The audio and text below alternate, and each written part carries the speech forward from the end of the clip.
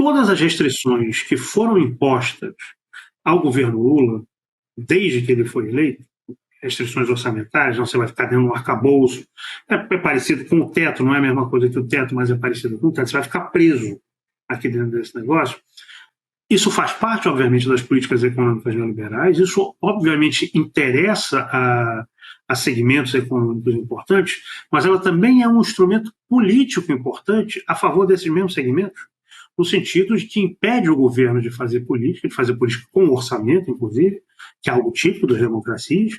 O orçamento é uma forma de fazer política, nós vamos fazer política com orçamento para os pobres, não pode fazer isso. Porque você faz política com orçamento para os pobres votam no governo.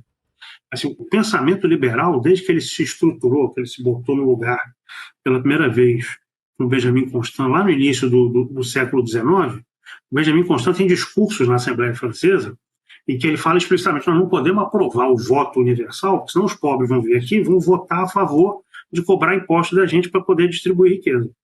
Então, os caras estão brigando contra a democracia para impedir distribuição de riqueza tem 250, 230 anos.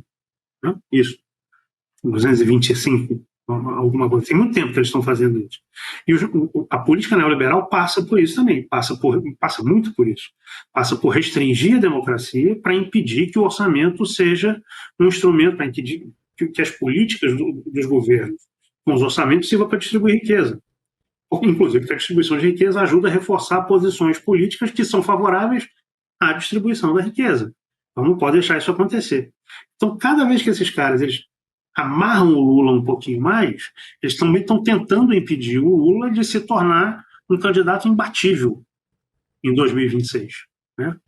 Mesmo com a popularidade baixa, o Lula ainda é hoje um candidato muito competitivo em 2026.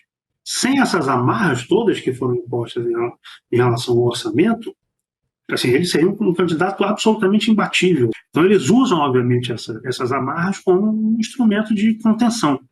Assim, e o Lula sabe disso. Né? O Lula de 2003 não sabia disso. O Lula de 2003 tomou decisões, assim, parecia que ele tinha incorporado o pensamento do Palocci. Mas o Lula de 2023 já sabia disso perfeitamente bem. Ele precisa do orçamento para fazer política, inclusive.